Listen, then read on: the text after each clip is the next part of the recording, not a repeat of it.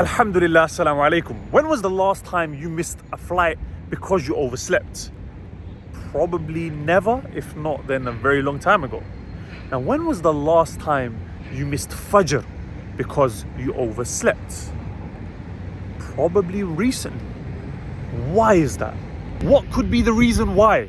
You give so much weight and importance to your flight. You make sure yourself and your family are all awake on time, no matter how early it is.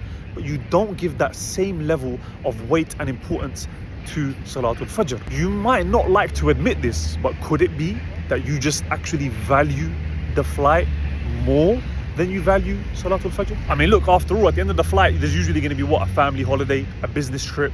All of that includes what? Accommodation, car rentals, meetings, plans, itinerary, etc. If you miss your flight, all of that goes to waste. Whereas if you miss Fajr, it's not that big of a deal. I mean, you can just try again the next day, right? No, wrong. This, my bro, is the very first building block that you absolutely must have in order to develop the correct disposition to get you through life successfully. You have to understand your purpose in life. And who better to tell us our purpose than the one who created us? In the Quran, Allah mentions that we were created for no other reason other than to worship Him. Now you're probably going to sit there and say, oh, but that's obvious. Everyone knows that. I know that. But now let me ask you, does your life align with that purpose? When you wake up every morning, what is at the forefront of your mind? Is it to worship Allah? How am I going to worship Allah today? How am I going to maximize and optimize my worship of Allah today? What about throughout the rest of your day? What about towards the end of your day? Do you plan your day around the salah? Or do you squeeze your salah in around the rest of your schedule as and when you can, whenever it fits and is convenient? Do you have zakat on your mind? Do you have charity on your mind? Are these things a primary force driving you forward in your life? Is this your objective in life? Ask yourself. Or is it when you analyze yourself, you realize, wait, my life objective currently is not primarily to worship Allah. Rather, I'm chasing success. I'm chasing wealth.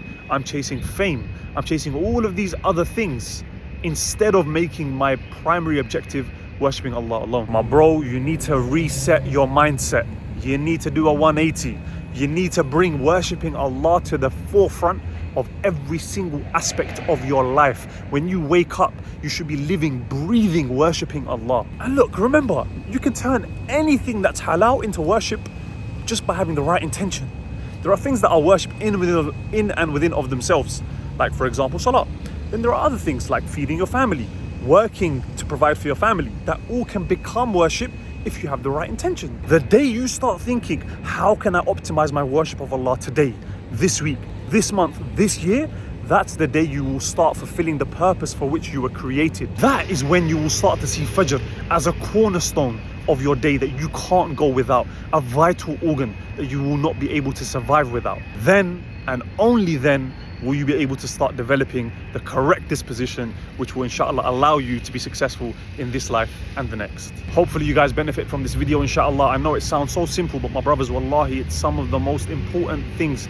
We get the fundamentals wrong and we don't like to admit it because it's embarrassing, but this is the reality. If you can humble yourself, take this on board regardless of your level, and try to implement it and improve, I promise you, you will see drastic changes in your life. With that said, hopefully you guys benefited, and inshallah I'll try and make another video tomorrow on the second step of developing the correct disposition. Assalamu alaikum wa rahmatullahi wa barakatuh.